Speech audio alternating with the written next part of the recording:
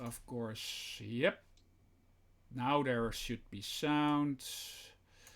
Yep, there should be sound here. Okay, how's the sound now? Let's wait for Edwin651, who is following us. And there should be sound now, I think, and there should not be an echo.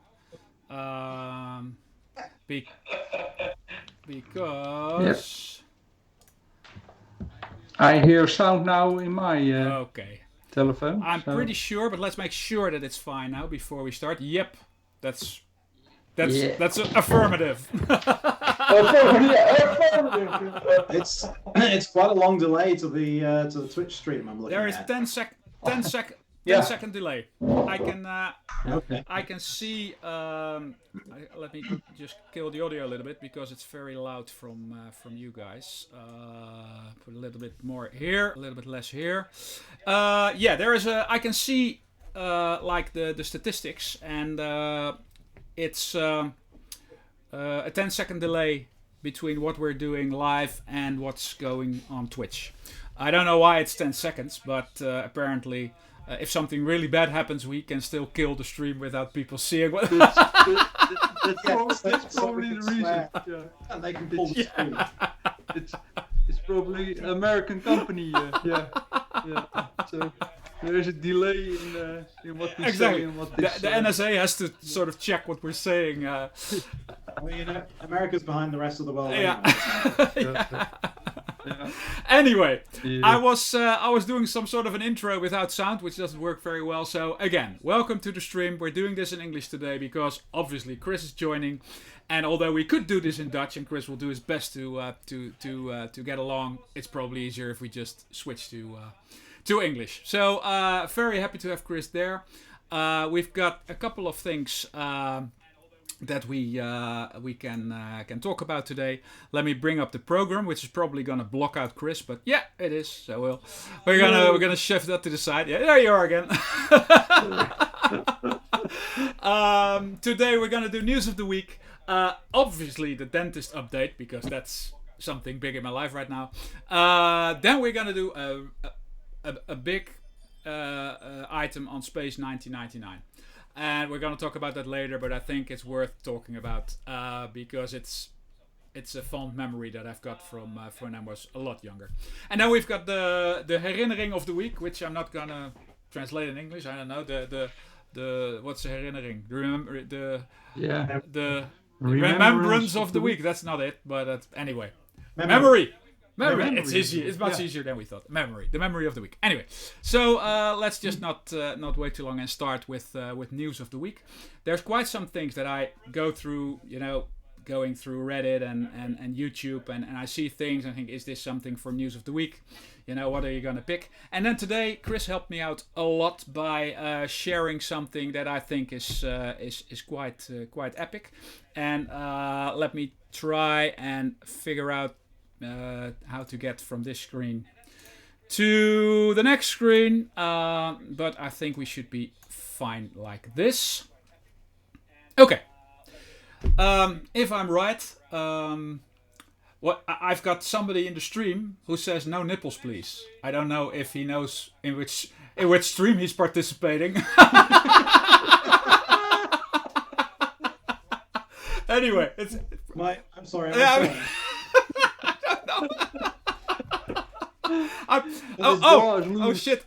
No, it's that. Yeah, that's it. Probably. I don't know. Anyway, it's probably. I was afraid I left one of my other windows open, but it's fine. No, but just apparently Lego, who has brought out a lot of epic sets over the last couple of years, all to do with space exploration. We had the Saturn V, we had the lunar module, we had quite some great things. And what they're going to bring out, and I think it's going to be available from the 1st of April, as far as I understood, is the space shuttle and the Hubble telescope. So it's I think, and probably Chris knows, but it's 1984, I think. where the space shuttle went up and the Hubble telescope was placed. But I think Chris can probably tell a little bit more about that because he's got some inside information through his dad, who used to do a lot of work for NASA and all around that. So he probably knows exactly what this is all about. Do you want to expand on this a little bit more, Chris? I can do. I'm just going to see if my other mic works better, so you don't get an echo. Oh, that's good. That sounds sound good. Better? Yeah. Okay. So yeah, and professional. It looks professional. Yeah. Well, I mean, it's a thing. So, actually, my face will look better if I put it. You like put it in this. front of. That's good. Let's not do that. It's fine like that. Yeah. Okay, so I mean, obviously, I would hope you know why the Hubble telescope is where it is. For doing photography from Earth, it's very hard to do it if you try to have to focus through the atmosphere and through clouds and everything. So the Hubble telescope was put up, originally designed and assembled and put up so that you could do photography, stellar photography, without the atmosphere being in the way. The original mistake they made was that the same company that made the mirror was the company that measured the mirror, and they used the same machine to measure it that they used to make it. Which is why when they took the first picture, everything was a little blurry.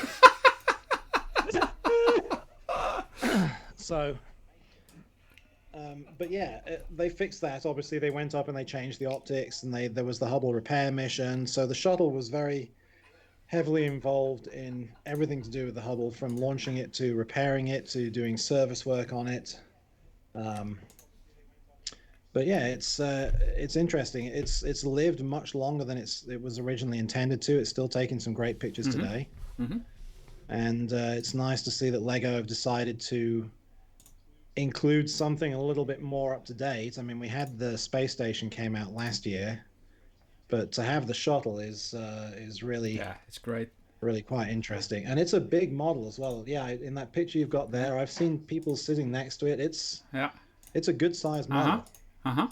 It is, and it looks pretty good. Yeah, here you can see this woman is 30 centimeters tall, but you'll get an idea. No, it's no, you can see, it's quite a big, a large model, and I like the way it looks, and I like just the way that it's something that you just gotta have probably because it fits the whole range of stuff that you need to have. And the Hubble telescope is great, and also it's got the arm. Which I was reading, they found it quite a challenge to build the telescope and the arm so everything could fold inside the shuttle and have the doors closed as well. Yeah. I think back in the 80s they had the same challenge to get that all to fit that all, but it's I mean, it looks absolutely great, and it's got the whole the steering the control module that you can see here that you can take out. It looks like it's got two like decks. I didn't even know that. It has an upper and lower deck. It looks like the upper deck and the lower deck. Okay, that's cool. And then it's a shame. I mean, obviously they've done the Hubble telescope because it's more recognizable, but the other payload that they used to put in the shuttle, which is very relevant to Europe, is the Space Lab. And Space Lab was the European space laboratory. It was built and it was designed in Aztec in Nordmark, and that flew on 14 or 15, maybe even more missions with the shuttle. And that's where they learned everything they needed to learn about how to build the current International Space Station for the living modules and everything. Cool. Yeah. Okay. So I would not be surprised if within a couple of weeks of this shuttle model coming out, someone in Europe manages to build a space lab that will fit inside the Lego shuttle, and then you can have either Space Lab or the Space Telescope. Yeah, I'm sure. I mean, everybody's building mocks and trying to do stuff with Legos now, so that's bound to happen. That's cool. Hey, on your screen that we're looking at, I've just got a big gray square now. That's weird. I can only see the right hand side of your screen. Okay. Both. Yep. Hey. So Chris, I like the model, and I actually did not know that the Hubble telescope was brought into space with the space shuttle. I would have said that it was way before the space shuttle up in the space, but then again, the space shuttle is also already quite old, I think. But, the space shuttle's been flying. Well, it had been flying for a long time, but the telescope was designed to fit inside the shuttle. It took up the entire shuttle bay, and then it was launched. It was held into the shuttle bay at the back. So then the whole thing pivoted out of the back of the shuttle and sort of stood on its end in front of the tail. And then they just sort of let it go and then just moved the two of them apart. And then once the shuttle was clear, the telescope was in orbit. Oh, but yeah, I think you can probably Google the pictures from when it was launched. But there was, and then when they did the service mission, they basically used the same sort of situation. They captured the telescope on this platform at the back of the shuttle. At the back near the tail, and then they used the robotic arm to put things in and to get people onto the telescope to do the work. And what they had to do when they repaired it was because they needed to change the optics to compensate for the mirror. What they did was they sacrificed one of the infrared cameras. Okay. So the cameras were all slotted into the bottom of the telescope in different positions. And they took the infrared camera module out and got rid of it, and they put into there a series of computer-controlled optics and lenses that would deploy inside and go in front of all of the other optics for all the other cameras, so that they could refocus the cameras to compensate for the problems in the mirrors. So, yeah, so it was really quite complicated. Yeah. It's hard to describe, but we can try and do a quick little show and tell if anyone's interested. Of course. Yes. So here's the bottom of the. Will you be able to see that? Yeah. So that's like the shape of the telescope, and then they had different camera modules that were placed like that. Yeah. And what they did was they took the infrared one out, so this one came out, and what they plugged back into here was a device that could then put lenses out this in front of all of the other cameras, so that when they got the image back from the faulty mirror, these three new lenses were able to adjust for the fault in the mirror, so everything could then focus again. Unbelievable. Yeah, it was pretty clever. Also, it was a good proof of why you still need humans in space, because NASA was claiming they could do everything with telescopes and robots. Yeah. The Hubble repair mission proved that no, you still need humans in space, because there's things that humans can do that you can't do any other way. No. So that was a great proof of concept mission for making the sale of keep humans in space. Of course, yes. that's why they did it. So what you're saying is that they did it on purpose, yeah. Just to make a point, yeah. a $10 billion dollar mission just to make it happen that people stay in orbit. Well, the whole space shuttle thing. I mean, I was interested in space exploration and stuff, but when the mission to the moon, I was just, I wasn't there. I was too young, and then with the space shuttle, it was interesting, but it was never. I never really dug into the whole thing. You hear the stories about the tiles, that had to withstand 10 million degrees and stuff like that. But I never really went into the details of it. So I watched the I think it was on Discovery or whatever, like a documentary on the space shuttle. Was it the Challenger or whatever, the one that exploded? And that was really. First of all, you learned a lot about the whole what the space shuttle program was about, and all the politics of it, and all the problems that were with it, and also, the things that were outsourced to separate companies and the problems they saw and the decisions that were made. It's very nice. I can't exactly remember the name of it, but if you search for that documentary, there are parts where you just have tears in your eyes because of, it's just a terrible thing, obviously. But it made a big impact on me in many ways. So knowing about what the space shuttle program was about, what they technically accomplished with the whole thing, but also some really bad decisions that were made just under pressure of politics and all that, and money, obviously. Yeah. And all the whole thing in its entirety, I think it's a couple of episodes. It's just a must-watch for me. I don't know if you guys saw it, but it's great to see that. No? Probably very interesting. Yeah. There's a couple of things that are relevant to that. So if you get the chance to go to Orlando after the coronavirus is finished, they have a new museum there for the shuttle, and they have a lot of interactive exhibits, and they have a shuttle mounted outside and everything. And I was going through the exhibit, and Paula and I, my wife and I, were walking around in different areas. And I was going through a gallery that was, it was to do with Challenger and Columbia. And, it had a little bit of a biography for each of the astronauts, and it had some things that they'd recovered and everything.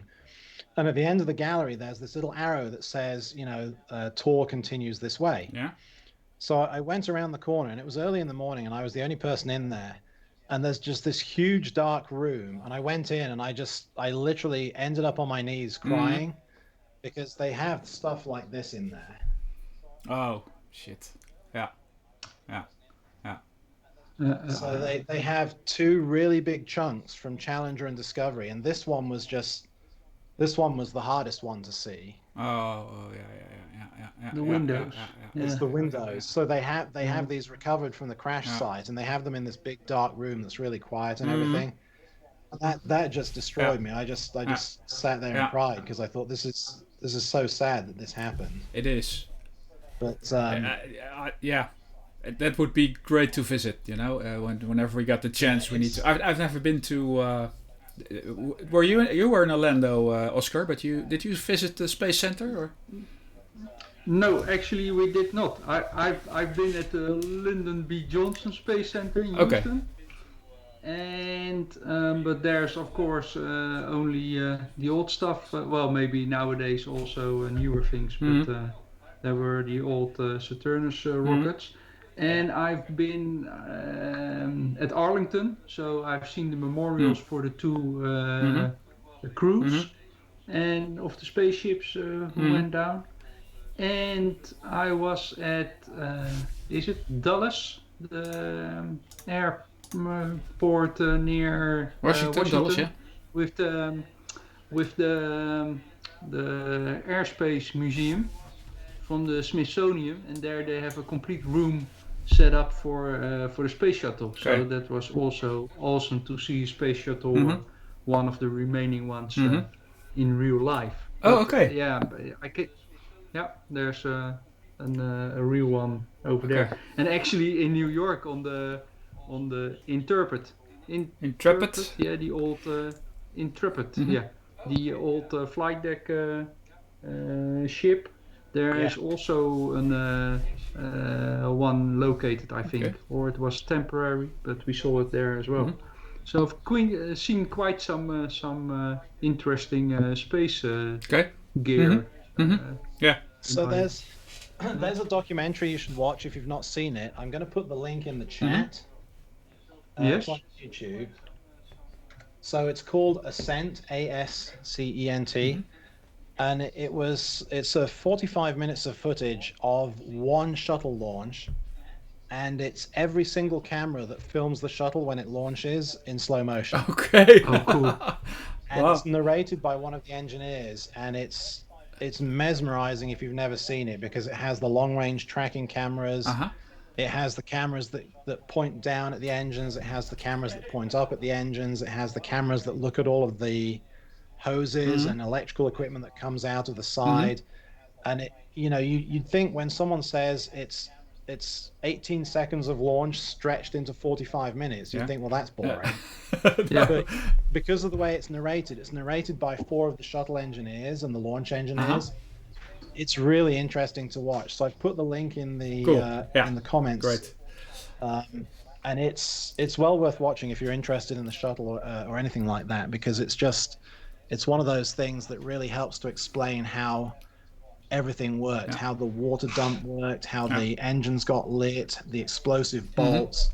It's just everything is like super high resolution, really, big format cameras, all slow motion. It's really worth watching. Oh yeah, I'm definitely gonna do that. I'll put the link on underneath the YouTube video too when we once we export it to YouTube, so people can find it. And I'm definitely gonna watch that. And I'm also gonna look for the link for the. I'm gonna link the Challenger documentary too.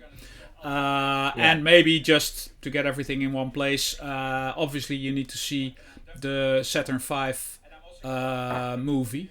What was it called? Because that's just epic too. I mean, the quality of the images and everything about that is so.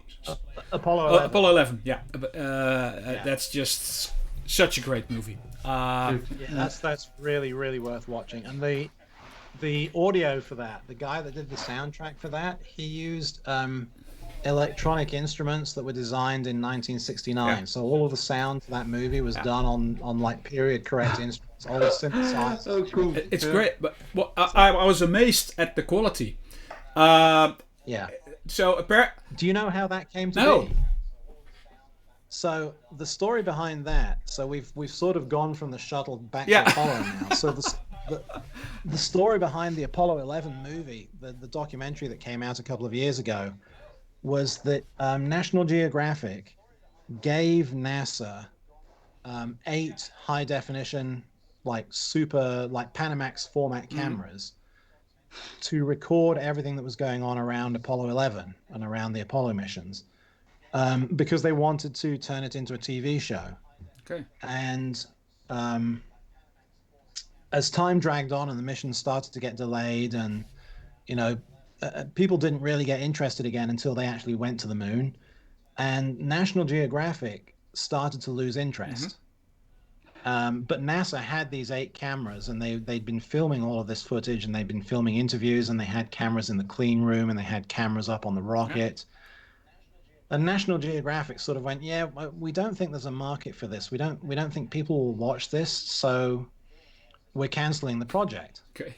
But importantly, they either forgot or didn't ask for the cameras back, or NASA lost them. I don't know. And the NASA engineers kept filming all of this stuff with these big format cameras, and they archived all the footage and stored it somewhere. I guess someone thought it would be useful at some point. And then these filmmakers around 6 or 7 years ago discovered a lot of this stuff that had never been used. And they digitally scanned it all and did a really nice restoration job, getting rid of the scratches and the dirt and the dust. And they said it was so good that they wanted to turn it into a movie, and that's how the Apollo 11 documentary came about. And that's why it's so clear, because it's not colorized black and white, and it's not footage you've ever seen before. It's original footage taken on a large format camera for the cinema. That was never used. Exactly, and it's analog. It's like infinite resolution. So as long as it's a good camera with really great lenses and everything, you could create 4K footage of that, no problem at all. Obviously, I did not know that story. I knew it had to be something like that. They had to take it from like real analog movie material, because with any digital camera you would never back in those days, that was just unthinkable. But the effect of it is great, because all the pictures and movies and footage that you see is very bad. It's all wobbly and very coarse cameras, and you're used to that. and then you see the whole thing in like a crisp 4K, cinema. It's just great, and there were, I mean, it was epic. It was so good. The opening shot where you hear the sound of the crawler before you see it. You hear all the mechanical sound of the tank tracks and everything, and then the camera tilts up, and there's just this huge crawler with a Saturn V on it, and you're like, "Oh my god, this is great!" Yeah, it's you have to see it. Oscar, if you haven't, you just no, I did not see it. You need to see it. In a normal world, and also if Chris was living nearby, we would just come together a weekend and watch them all together, But that would be so. I mean, one of the really interesting parts about that Apollo 11 documentary is the in the documentary they do the deorbit burn over the moon down to landing in real time, which you don't normally see. You normally see the last minute, or the last 30 seconds or so, but they had footage from cameras that was. It was like 3.5 minutes from when they did the initial descent burn to when they actually landed. And even though you know that they landed safely, and even though you know that everyone survived, and even though you know that it was a success, there's a point when you're watching that Apollo 11 documentary where because on one side of the screen they have a timer, and they have the fuel level, and they have the altitude, and you become concentrated on these three numbers, and you just think, they're going to crash. There's not enough fuel left. No, I know. Even though you know that it was a success, when you see it, you're like, they're not going to make it. But to be honest, if you see the footage, they only just made it because there were. It could have gone horribly wrong in several cases because also they had to manually adjust the landing spot because it was going onto a wrong. Well, they could never. Yeah, there were rocks. There were rocks. There were rocks there, and they could have never known, obviously, in that detail that there would be rocks there because the general area was exactly spot on.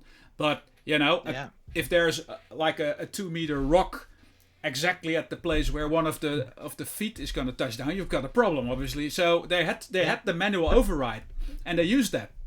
So you can.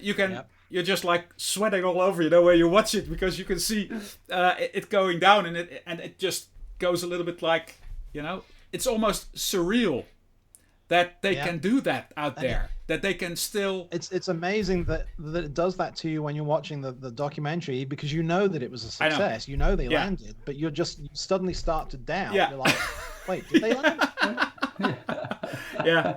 Oh yeah, it's it's amazing. Yeah. Anyway, we drifted away from our first topic, which is very interesting. Which is fine. I mean, I don't. It's all good. But yeah.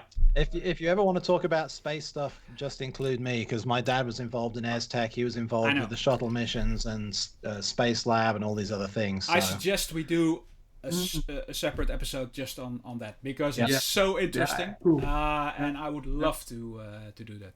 Oh, like normal. That somebody is. I think we have to ban our only subscriber because. It off like normal. Anyway, so great stuff.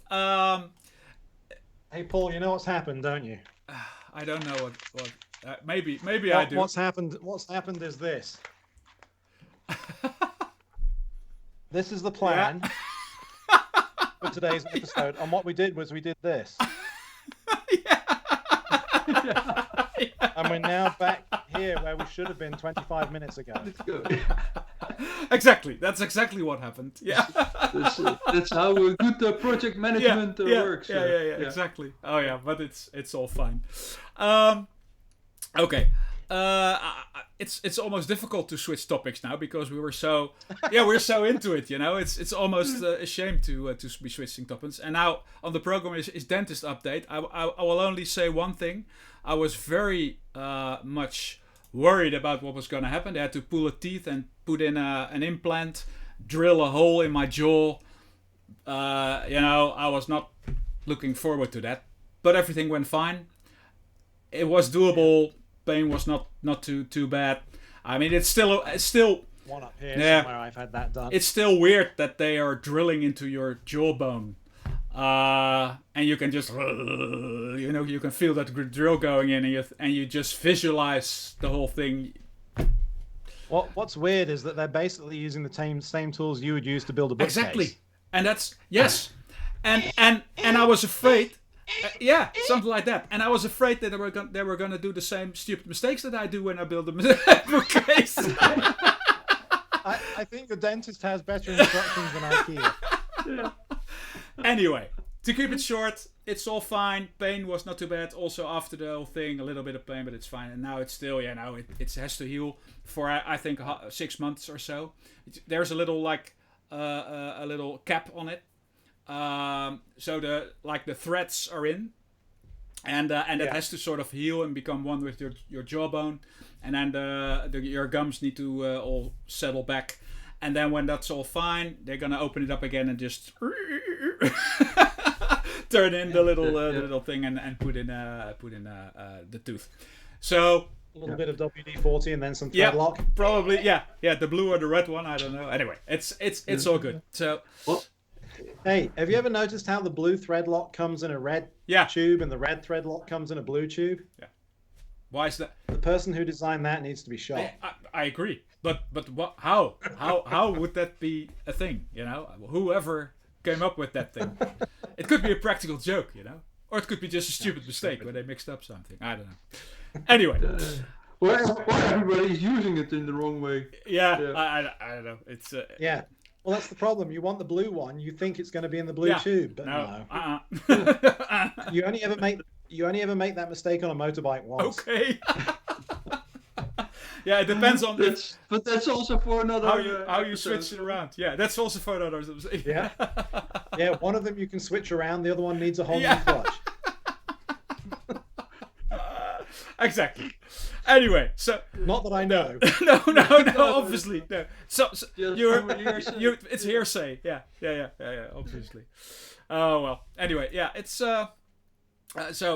That's the dentist part. Hey, we've drifted off. No, well, a little bit, just a little bit. I'm trying to keep us on course, because what I want to talk about is let me bring it up a little bit. Space 1999. We touched the subject. I don't know, in episode 1 or 2. I think I was showing my stash of model kits, and there was an Eagle in there, and so we touched upon it, and then I said you could probably talk for an hour about Space 1999, and the reason why it's something that's stuck is because in that age it made a big impression. It was one of the first, you had Star Trek, and there were a couple of science fiction things going on, but Space 1999 was actually, for its time, pretty far, it looked pretty good. It was something different. It was different, and there was a lot of work gone into special effects. When you look at it now, it's still, you start laughing. Well, yes, but not too much. It's still watchable, and the story was pretty good. I'll go to one of the sites. Let me see if I can find that. Let's just watch a little bit of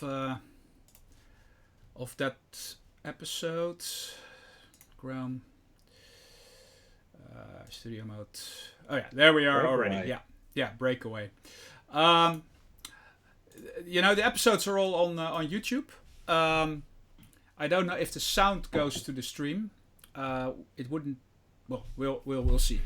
The main story behind the whole thing is that back in 1999, but when it was aired, it was in the future, obviously. There was a nuclear waste disposal area. So the Earth had sent its nuclear waste to the far side of the moon to get rid of it, really.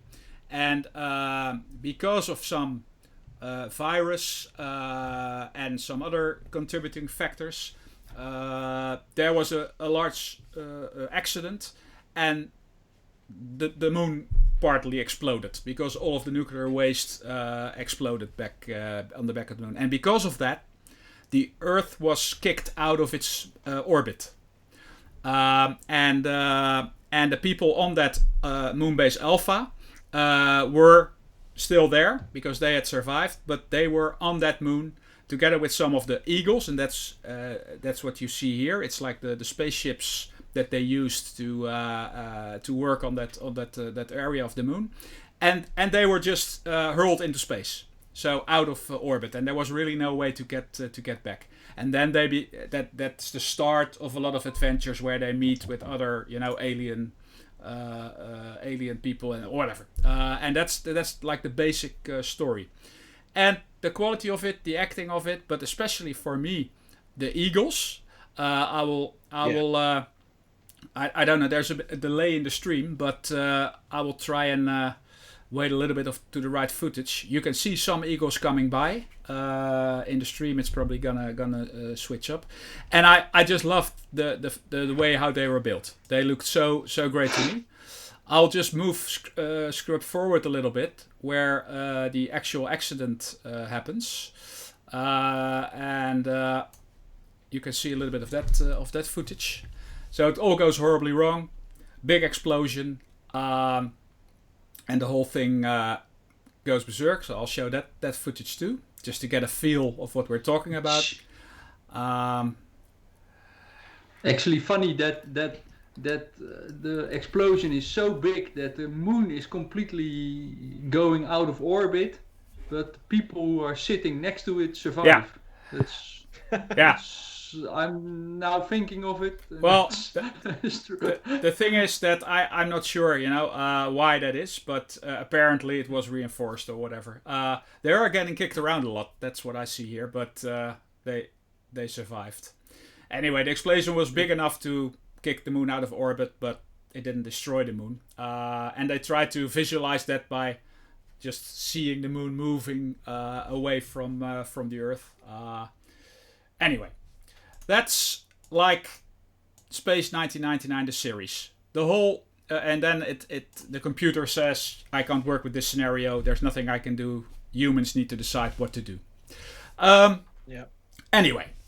Long story short, we've got, and I'll bring up some of the Google images of the Eagle. Let me see if I find a good one.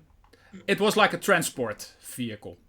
Yeah. So it was like a frame, like a backbone. Let me see if I can find some. It was a bit like Thunderbird 2. A little bit, and it's the same.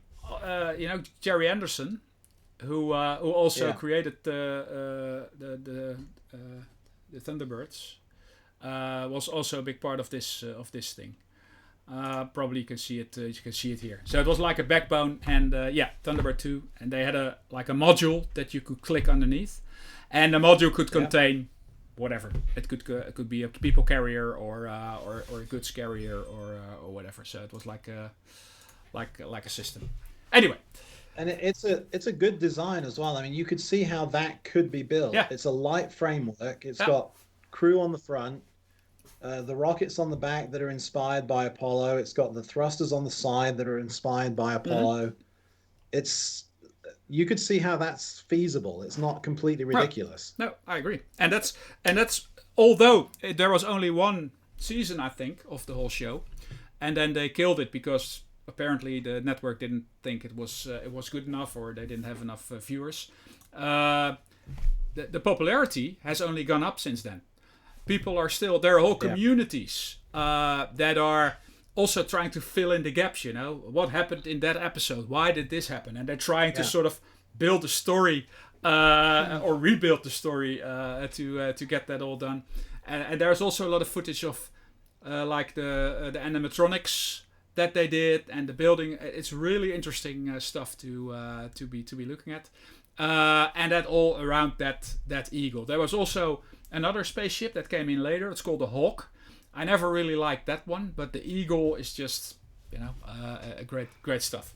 And then suddenly I thought maybe there is a model of the Eagle. So I'm going to switch to my other camera now. And a couple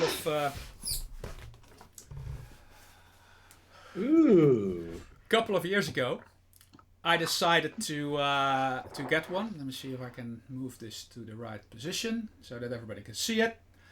This is Cool. This is a 22-inch Eagle, and I've not opened it, so it's the plastic's still on it. I've never what's in it, but it's like a special edition, and it's got a mini print autographed Brian Johnson, who designed the Eagle, like autograph. It has a poster, special decal sheets, and whatever.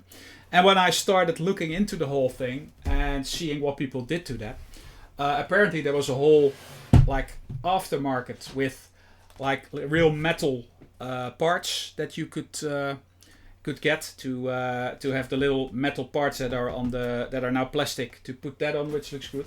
You've got metal like engine bells and stuff. Wow. Which is really great.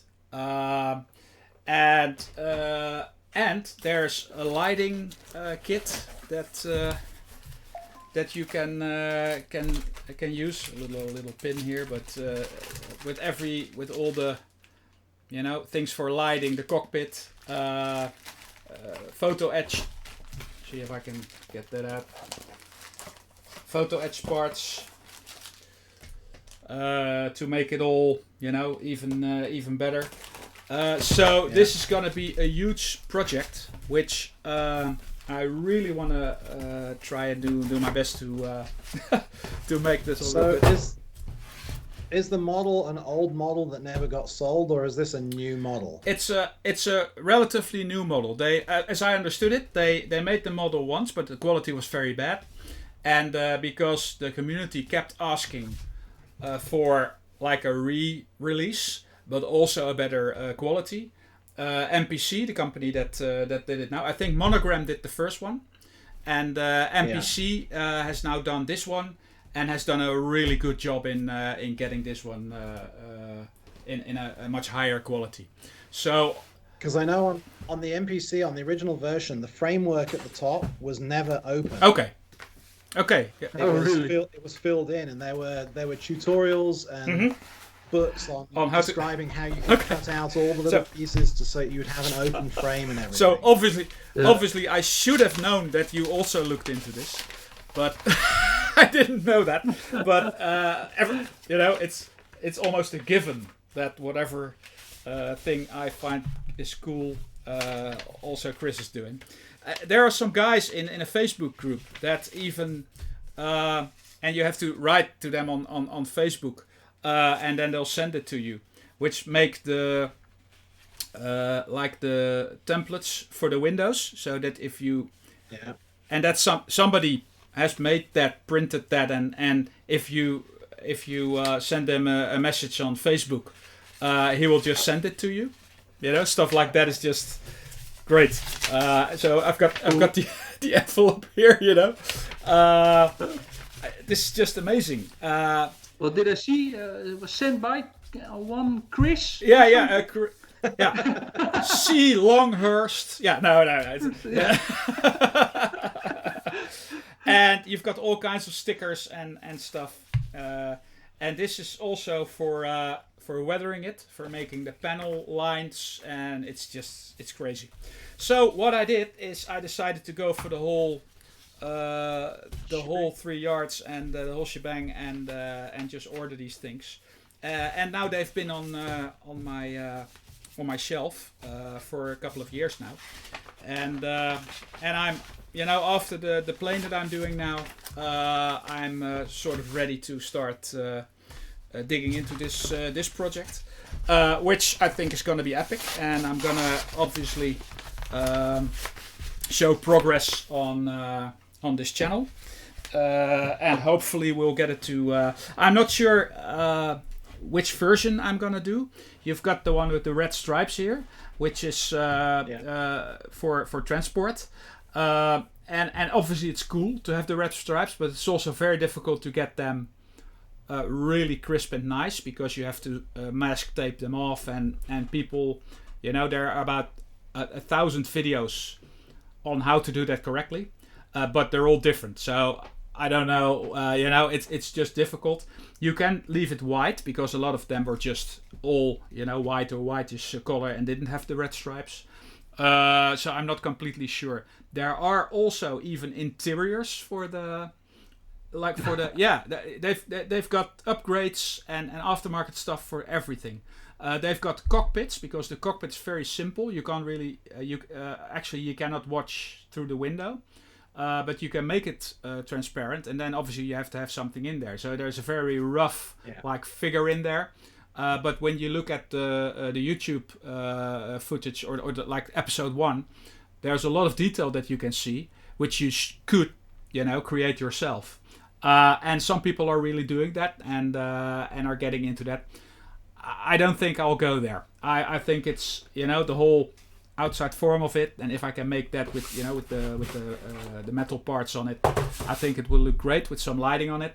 And then the only thing that I'm thinking about is making some sort of diorama, because obviously also people are making like hangars and or a stretch of lunar soil or whatever, so that you can put it on there. I would love to do something like that. But anyway, this is one of the coolest, to me, spaceships of any series, and I've been dreaming about something like this since I was a kid. So this is gonna be great, I think. So do you know if anyone has done the extra rocket motors that will go on the top? I think I've seen those. Because I remember there was one episode where they had like an extra pack that was on the top that had 2 big rockets on the back that they were using for something, but I can't remember what that was for. I think it was to extend the range. I think it could go further or something like that. I've seen that. I'm pretty sure somebody has done that. I mean, everything you can think of. And now they've also brought out the Hawk now. Again, that's not as cool as a ship, but once you start going down that route, who knows? But it's. Hey, do you know if this box is still for sale? Can you buy it somewhere? I don't know. I know that they even have a twice as big one that you can build, that you can buy all built. So there's a 44-inch version that's all pre-built, which is great. But where are you gonna put that? I'm not sure if this. I just thought of something we have to talk about at the end. Okay, of this. let's hold that thought. So I don't know. I know that this special edition with the posters and the signatures, that's not available anymore. And that's another thing. Should I keep this mint in box and try and sell it, and then buy the simple one if they have it and build it? Or what should I do? Well, that was actually the reason why I asked about it.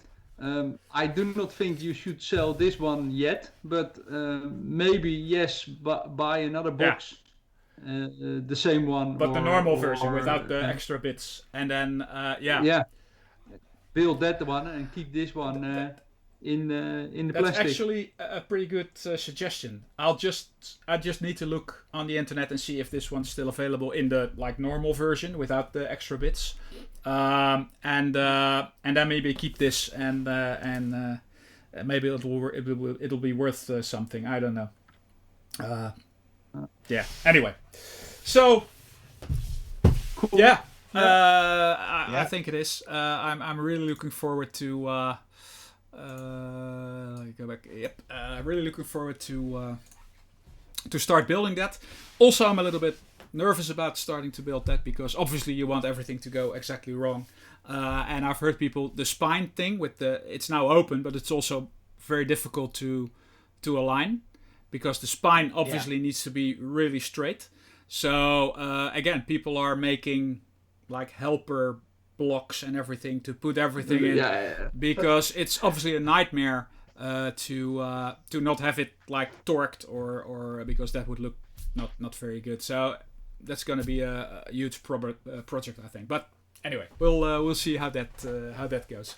So the whole thing is just something that I really love to do, and it's one of these bucket list things that I hopefully can scratch off the list soon now. So yeah. So have you? I mean, Chris has heard about Space 1999, but yeah, I used to watch it all the time. Yeah, it was just great. I mean, and you had after that you had Battlestar Galactica and stuff like that, but that was all a bit more. I don't know. It had a different. How shall I say it? This Space 1999 had more seriousness about it. I don't know how to explain it, but it was more like real. I don't know. But Battlestar Galactica was more like a sitcom kind of soapy thing, you know, with soap in space. Yeah, and it was nice. I watched that too, but to me, Space 99 is more in the 2001 Space Odyssey, you know, the real basic space science fiction movies. So it was anyway. So that's the whole thing. Yeah. Well, and indeed, what you said earlier, Paul, is that they are all to find complete episodes on YouTube. Yeah. But I actually think there are quite some episodes. So I think it was 2 or 3 seasons. It went on for a little bit. Yeah, and 18 episodes or something per year. So there's really something to see over there. Yeah, I know there are quite some episodes. Okay, maybe it's 2 seasons or I don't know, but what stuck to me is that everybody said, you know, why did they kill it? Because there was so much in it, and they didn't understand why it had to stop suddenly. But anyway, that happens. So yeah, that's Space 1999. A bit of history, and the cool thing, obviously, that they were talking about 1999 as if that was like sort of a science fiction. Science fiction era, which is now ancient history to us, you know. So it's you know that whole thing is also really cool. But so, Paul, I'm just going to send you a link on WhatsApp. Okay. See if you can bring this up in a browser window for the stream. I'll try and do that. Just talk amongst yourselves for a bit. Yeah. Well, that's actually a good question. So I'm always more or less struggling with this, and that's you, Chris. You say now to Paul, I send you a link via WhatsApp. And then I want to look at such a link on my PC or on my iPad and not on my phone. And I'm always struggling in how to get it. So do you know about different device? Yeah. Do you know about the desktop app for WhatsApp? Yes, I've heard about it, but never installed it. Or it just runs in your browser. If you go to web.whatsapp.com, it gives you a QR code, and you scan that with the app on your phone, and then everything from your phone appears in a browser window. Okay, cool. So that's a good way of getting it from your phone to your PC and back. Yeah, that's a good one. There are several ways of doing it, and to be honest, I'm always struggling a little bit with it too. I've got it's called Push Bullet, which works for a lot of things. I use that a lot, but for this I normally just send the link to my Gmail account, and well, that's what I'm doing often as well. But I'm always I know. I mean. Annoyed by it, and think this should be possible to do it in a more smooth way. Anyway, I've got the big bad toy store on now. Big bad toy store. So this is a very highly detailed metal model kit of a Saturn V. Wow. And I first saw this being reviewed on... I know. Tested. Adam Savage. Yeah, tested. I told Oscar about this one a couple of weeks ago. This is... Yeah, the detail on this is Unbelievable. Yeah, you need to watch that episode, Oscar. The episode of Adam Savage who unpacks it, and I watched that, and I didn't think anything of it, and then I saw him unpacking this thing, and taking apart all the stages, and then going into detail, and I thought, wow, this is mind blowing. I mean, what's going on here? And then I thought, oh wait a minute, but this has got to be very expensive. And obviously, it is. It is because it's $850, and I thought I even saw that it was more expensive. But anyway, it's $850. There's people selling it on Amazon for $1,500 now, but you can still buy it from there. This is something I'll go through some of the. Let's see if I can make this a little bit bigger. Oh, that's always nice. You wanna expand the picture, and you just expand the area around the picture. But all the stages, all the details. You look at these engines. It's crazy. The lunar module. And it's like a kit. But it's all. But you don't have to glue it. You just build it up. Yeah. Click through 2 more images. You can see all the pieces. Here's something. Here you are. Let's just. But it comes built, so you only have to put it together. Or... Yeah, it's a metal and plastic. It's already built. Yeah, but I think. I'm not sure. I think the parts are all separately packed, but you just have to stack them. Yeah. To build the. Okay. But... And you can also display it by. Can I see if I can see that somewhere? You can also display it each part separate.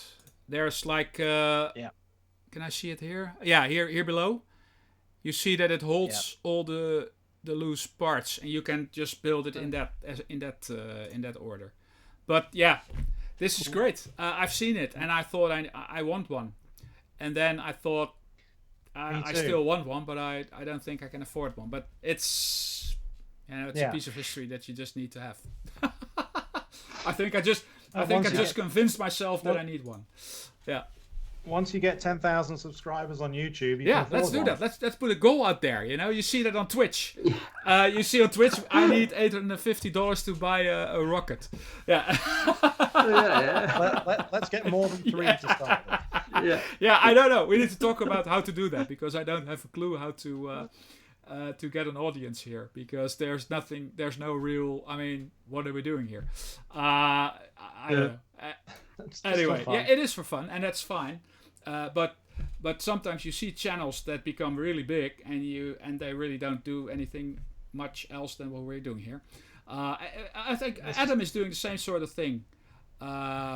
With This Is Just a Test or something, or what's it called? They're just talking amongst each other. Obviously, it's mostly famous people, which makes. I was going to say the difference there is they're famous. Which. This helps. Which is obviously different, but well. Yeah, I love that one too. It's great that I saw the same thing, and I thought exactly as you. This is just great. Looks amazing. Very cool. So. But now the big question is if you have $850 to spend on something like this, then would you buy it? Or then, to be honest, I think I would first go for the Lego Millennium Falcon or whatever. Yeah, probably. Well, so that's the whole thing. You don't need €850. You need 850,000 euros, and then you'll buy this thing just for the fun of it. Yeah. Priorities. Yeah. Anyway, sure. I think it's almost an hour again, and we could go on for hours, but it's also good to just try and stick to the hour episodes and just go on next time. But I think there's one thing left, and I think Oscar thought of something which is like the memory of the week, and maybe we should just close off with that. Yeah. Okay. I will try to keep it short, and no, it's indeed the memory of the week. It's again about that's hard to do it in English. The RC Model Flight Club where we went to with my father flying, and we as children always went there together with him, and we also learned to fly over there. But they, and I think it was every year, they had an open day for everybody who was interested in the hobby, and also for friends and family to come over, and there was a picnic and music and whatever. There were actually, at the time, I know it was a Dutch guy, and he was sponsored by Hobby, and he was the Dutch champion in RC helicopter flying, or maybe even European champion or world champion or whatever. He could fly with a helicopter like crazy. It was really really cool. So that was also, they invited such persons for the day and for the demonstrations. But they also had I think it was also every year, they had a contest amongst the what is it, the members of the RC flight club, and that they had to get a tomato in their plane somehow up in the air, and then drop it on a marker on a spot on the field. Nice. So and it didn't. There were no rules, so it had to go up and it come had down. to go, come down at the right spot. And how you did it was more or less up to you. So there were people who just put on a plastic cup on top of the wing with a tomato in it, just turned the plane down, and hoped it was in the right spot. There were actually people who really made a bomb hatch. Wow. hatch, Yeah. So people who had a net underneath it, like helicopters in the mountains, transporting stuff. It was always fun, and nobody ever was able to get a tomato on the spot where it needed to be. But it was always a lot of fun to see what everybody tried to make out of it. And it was very nice. We had more than enough tomatoes, so it was eating a lot of tomatoes and throwing them. So that was always quite fun. But I can see. And did anyone? I mean, did anyone hit a person with tomato, or did that happen? Or you couldn't fly above the crowd, obviously, so that's probably gonna be difficult. No. Okay. Yeah. No, I've no memories of that happening, but I think that nothing would have happened if a tomato comes down from but still, from it 20 meters. would be funny. But it would have been fun. Yeah, it would definitely be fun. It's good. Yeah.